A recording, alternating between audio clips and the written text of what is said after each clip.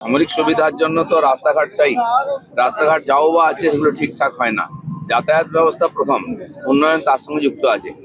এগুলো সমস্ত কিছু শোধরানো হবে, ধীরে ধীরে সমস্যা দূর করা হবে। আর পশ্চিমবাংলার রাস্তাঘাট যেটুকু কেন্দ্রীয় সরকারের হাতে সেটাই ঠিক আছে, বাকি সব চলার অযোগ্য আছে। এবার যেটা সম্ভব আমরা কেন্দ্র সরকারের হাতে দেবো। অনেক কিছু রাস্তার ক্যারেক্টার চেঞ্জ করা হয়েছে, যেমন মদের দোকান করতে হবে বলে ন্যাশনাল থেকে স্টেট হাইওয়ে বানিয়ে দেওয়া হয়েছে খালি কায়েমি স্বার্থের জন্য। তো এই ধরনের আইনের ফাঁক দিয়ে অনেক কাজ হচ্ছে যেটা সাধারণ মানুষের এবং দেশের হিতের বিপরীত, সেগুলো সব ঠিক হবে। সীমান্ত সুরক্ষা এবং উন্নয়ন নিয়েও বড় সিদ্ধান্ত নিয়েছে রাজ্য সরকার। পূর্ত দপ্তরের অধীনে থাকা রাজ্যের 7টি জাতীয় সড়ক হস্তান্তরের সিদ্ধান্ত নেওয়া হয়েছে।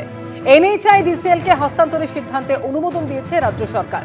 দীর্ঘদিন ধরে রাজ্যের কাছে আটকে ছিল কেন্দ্রের প্রস্তাব।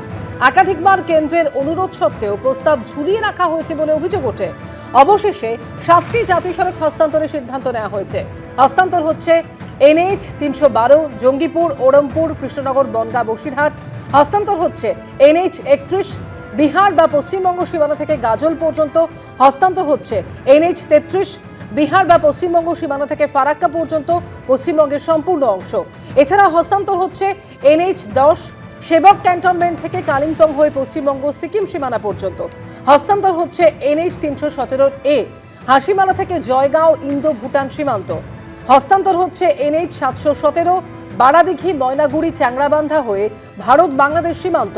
এছাড়াও হস্তান্তর হচ্ছে NH 110 শিলিগুড়ি থেকে দার্জিলিং পর্যন্ত সম্পূর্ণ অংশ।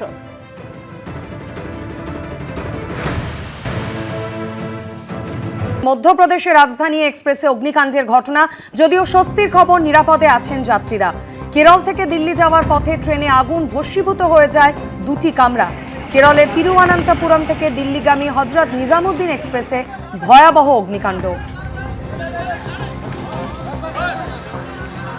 দেখতেই পাচ্ছেন দাউ দাউ করে জ্বলতে থাকে ট্রেনের 2টি কামরা। ভস্মীভূত হয়ে গিয়েছে এই 2টি কামরা, কালো ধোঁয়ায় ঢেকে যায় চারপাশ। রবিবার ভোরে ট্রেনের একটি কামরায় আগুন লাগে। কোটা রেল ডিভিশনের অন্তর্গত লুনি এবং আলাট রেল স্টেশনের মাঝে দুর্ঘটনাটি ঘটেছে। সব যাত্রী নিরাপদে উদ্ধার করা হয়েছে তাদেরকে, এমনটাই দাবি রেলের।